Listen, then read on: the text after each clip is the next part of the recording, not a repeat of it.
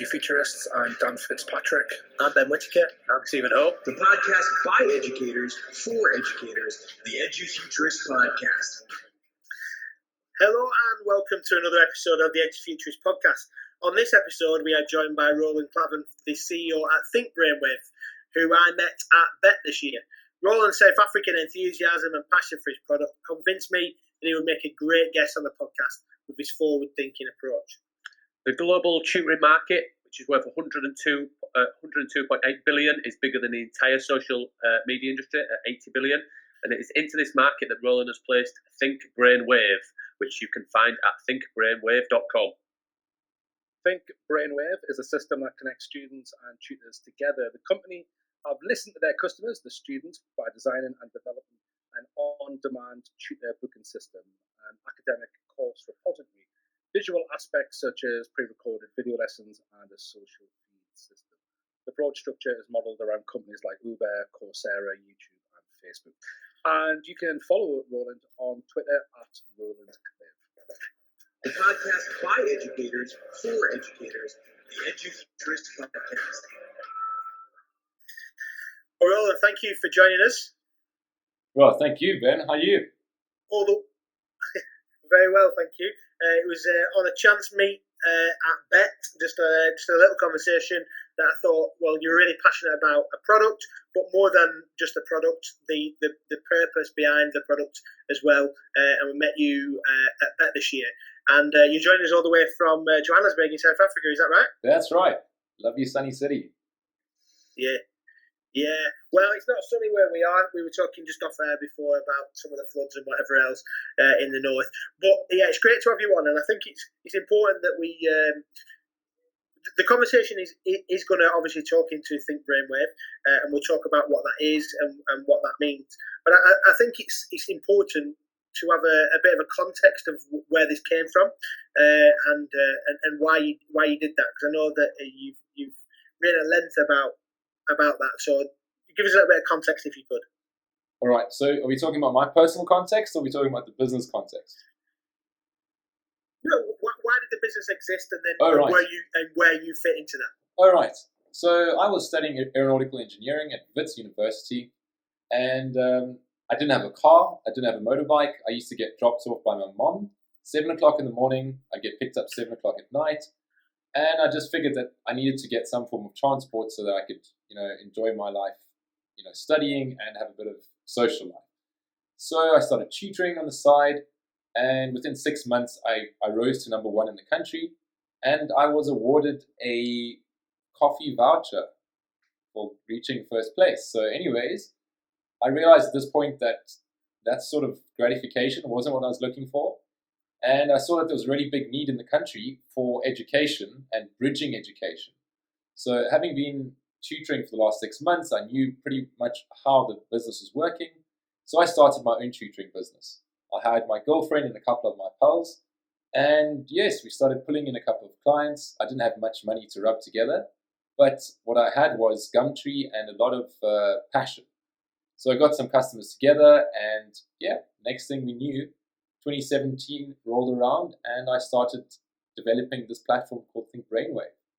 And at the time, it was called Brainwave Tutoring. I had a really basic, I guess you could say, Microsoft Word 95 logo. I then was, ridiculed for having such a boring logo by my sister or my girlfriend's younger brother. And I just thought, you know what, let me upgrade this logo. So I hired a bunch of guys who are now subsequently part of the team, and we developed ThinkBrainwave as a logo. So the biggest issue I saw was that we've got too many teachers or too many students in each classroom and too few teachers, as well as the fact that there's not enough feedback from teachers for students. So therefore, I came up with this compelling concept called ThinkBrainwave. Yeah. And I think it's into that context that we were talking around the kind of problems that you identified in the school systems and in tutoring, because obviously you've had experience as a tutor. I've done some tutoring as well across different subjects, and I know lots of people do this, and that lots of parents and schools pay one-to-one tutors to support learners to get through exams generally. And what we're talking about now is a little bit of that. But ThinkBrainwave exists as a talk to us about the concept of what it is and maybe the problem you were trying to solve. So basically, it's a one-to-one tutor matching algorithm that's built on a relatively powerful open source software platform. And what it does is it matches students to tutors in less than a second. So if little Johnny has a test tomorrow morning, he can go and book a tutor. Instantly, he'll be matched with a tutor that is perfectly suited for him. And within 2 hours' time, he'll have a video lesson. If you're to have booked a face-to-face lesson, you'd have to wait 24 hours just to make sure that everybody's time fits into place. So tutors create a schedule, students book according to what their time allows. And if that matches with the relevant tutor, they will be picked together. And the biggest issue I found was that there isn't enough academic support for individual students. Students that have reading disabilities can go for extra classes, but students that just are not meeting the grades by 10%, for instance, aren't afforded that luxury. So this service provides that luxury at a decent price. Okay, it's really that on-demand element. I think is really reaching out to where students are, isn't it? Because I mean, we've talked about it loads of times. I know David Price, who we've had on the podcast, likes to talk about the fact that students will learn. Students don't need to be in school to learn. They will get themselves on YouTube. They'll stay up late. They'll teach themselves coding if they want to learn coding on their own. So the internet and new technologies have enabled students to be able to learn when they want to learn. And I guess what you seem to be doing is marrying that desire from students with the education system, so that they're learning some of the essential stuff they need to learn as well. Well, that's exactly it. I think you placed that in such a very beautiful nutshell. The idea is that students are so hungry for knowledge, but the only problem is they don't know necessarily where to look for it. In university, one is taught how to find information, not necessarily the same case in schools, right? In this particular case, if you're struggling with, let's say, maths, and you're struggling with algebra, and you're struggling with a particular point, which is FOIL, first, outers, inners, and last, you may not understand what's going on, but if you place that into your search, tutors will be matched with you, and instead of looking for an hour or 2 hours on the internet, YouTube, watching videos all over the place that could be misleading, you're getting direct help from highly qualified, well-vetted tutors that tackle your problem then and there. And that's an important model, isn't it? That problem of teacher to student ratio affecting the quality of the education that's being delivered, and therefore that ability to match high quality tutors with the needs of the students is important. Exceptionally important. It's not just the student that wants to learn. The teacher needs the support, Yeah, and I know that this idea around teacher well-being is definitely something that's high on our agenda. We had at our awards last year, we had a well-being ambassadors, and one of the things that we talked around that was how we've used social media as a way for teachers to build their PLN, and teachers to build their ability to be able to find support and find help online, that staff room in a digital world and all that kind of stuff, but also that element of there being somewhere and something to help with teacher well-being and workload. Well, 100%. Teachers can only do so much. We look at teachers sometimes as superheroes, but at the end of the day, it's just like your neighbor or your mom or your dad. There's only so much they can handle. If for every mom and dad, they can generally handle about 2 to 3 kids. Teachers have to handle 30 kids at a time. In countries like India, you're looking at 60 to 80 children. Now, how do you teach constructively to each child and give them feedback on their weaknesses? So this is a system, I guess, that tackles those sort of issues. These are pressing issues in the modern world. Yeah, and Roland, is it something if it takes off? I know it's only just started out as a concept and everything else, that you will pair people up with Indian children with Indian tutors, or is it the fact that you're going to bring something in terms of online tutoring to the game? We certainly are.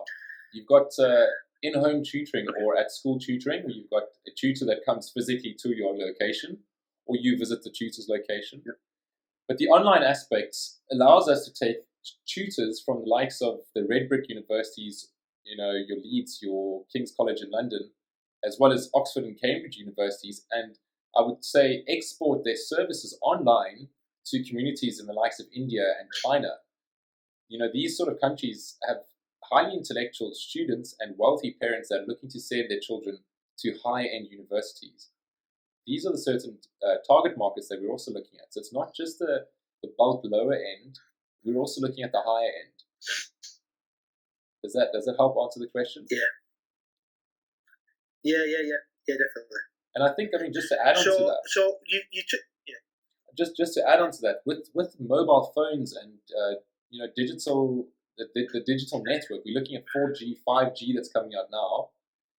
This is the sort of right time to launch a platform of this nature, and because right now, if a child wants to learn, where are they going to learn? They're going to go and watch YouTube videos. They might scan through Instagram. Where are they going to go and spend time actually learning in a constructive manner?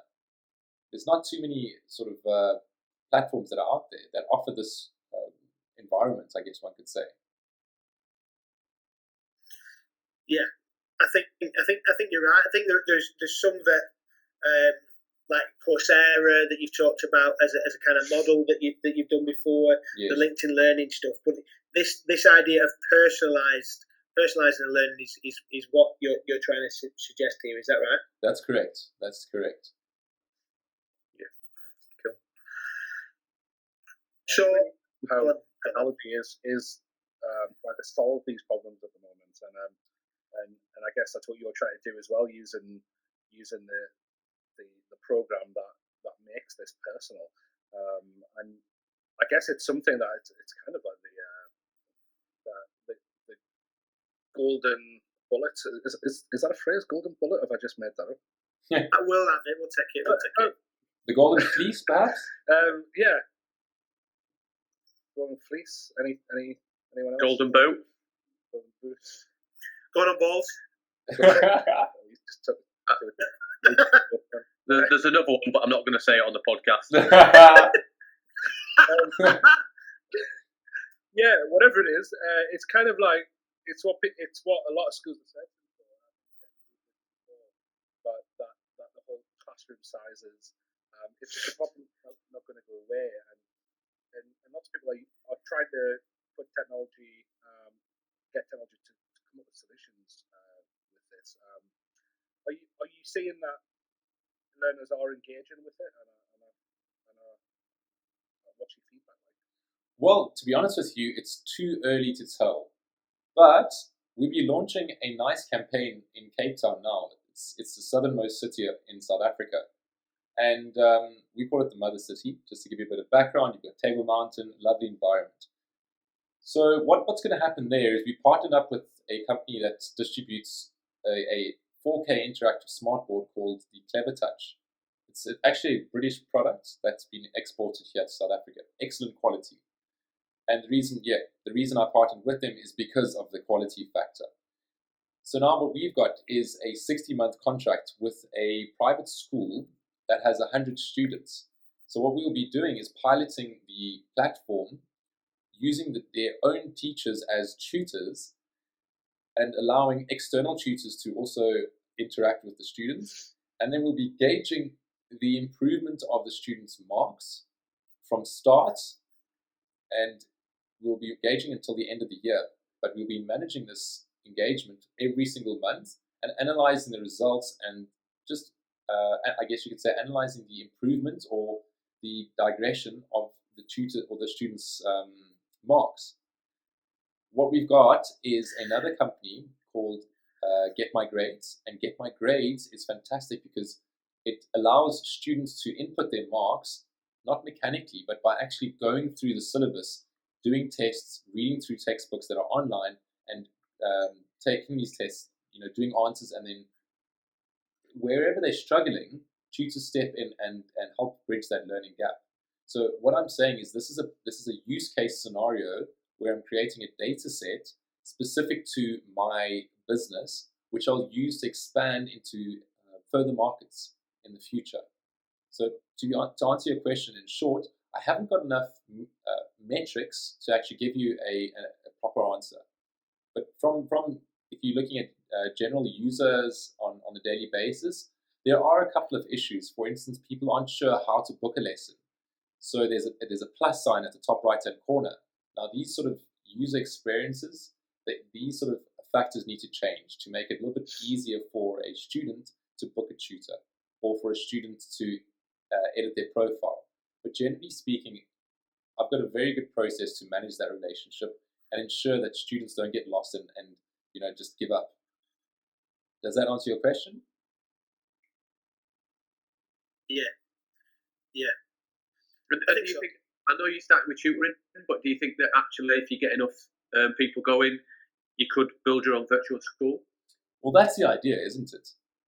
The whole idea is to start off small, make a big impact in a decent-sized industry, because let's be honest, online learning and online schools are really, it's a difficult market to just break into, and there's a lot of barrier to entry.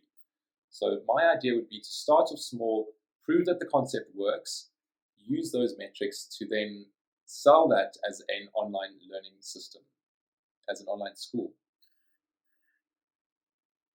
Yeah, and I think we've talked at length with multiple guests around the blended element of schooling and the virtual schooling. And I've just before we came on air, I read a tweet that was a very interesting question for further education in the UK that's come from Stephen Drew. And he said this, that if Uber doesn't own vehicles, Airbnb doesn't own rentals, and Alibaba owns no inventory, why do colleges need to own any or as many classrooms when not teaching in them at least 14 weeks a year? So this idea around not putting our capital into bricks and mortar, exactly, and maybe spending more on digitization. Well, yeah. Why not focus on effective learning techniques? We're not sitting in the third industrial revolution. We're sitting in the fourth industrial revolution, and learning requirements are very different to the standardized learning techniques that were imparted 100 years ago. So we need something that's a little bit more digital, yeah, and perhaps more blended, one could say. So take the old techniques, impart certain new digital techniques, and create a very eco-friendly, because that's another aspect, it's eco-friendly to go online. So create a system that is eco-friendly and very low cost to capital for startup in terms of capital. When you're going online, you don't need buildings, which means that you can have more lessons taking place with more effective teachers. You can actually now start paying your teachers a portion amount of money. So just from my point of view, I'm not a teacher per se, but I respect teachers in a way that I never used to when I was growing up, because I was under the impression that teachers were sort of, that's the path that you go if you just want to take a nice, comfortable route in life. And I learned later on it's actually a passion job, much like being a medical doctor. A medical doctor fixes health issues. A teacher mends your mind and guides your mind for the future, so you can think in a way that is constructive and innovative. Now, if we don't have inspired teachers, how are we going to have inspired individuals that shape the future of our world? So I think that our teachers need to be paid more. We need to go a little bit more online with a bit of a blended approach to learning, and stop focusing so much on, institutional knowledge. Why does one need to go to university when one can sit online? Modern students don't go into university as much as they do sit online and actually learn from their PowerPoint presentations. Or, for instance, when I was studying aeronautical engineering, I learned everything from YouTube videos. My lecturers were actually so poor that I could not understand their language. These are guys from like Pakistan and Kazakhstan, and they spoke with such a peculiar accent that I could not grasp the concepts. You know, he's talking about physical fire and you're losing it, your focus real quick. So if we could focus on doing a lot more online learning, we could focus on building less and using that space perhaps for agriculture or for living space. Yeah, that makes sense. That makes sense. I think what we're trying to get at is that school and schools and colleges and the whole education system has been fixed in a mindset, which is that a building is the answer. Go into a building is the answer.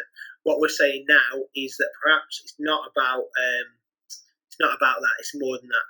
So I think as we've had discussions around this, I think we're all coming to the same conclusion, which is that the traditional methodology doesn't have to be the only way. And what we're saying is that alternative use of technologies to support learning and to support students in their development is going to be beneficial for teachers because it allows them to have less of this pressure with multiple students, and also there's this one-to-one personalisation of learning for students. Yeah, absolutely, yeah. Well, Roland, thank you so much for your time this evening. It's been interesting to see about what you've been doing and how you started in this venture, and it was great to meet Abet. Wish you all the luck with ThinkBrainwave, and hopefully the trial that's happening in Cape Town will be something that develops and goes out into the US and the UK and wherever else it needs to go. So thanks again for your time. No, thanks very much, Ben. It's been wonderful. Thanks for a lovely conversation.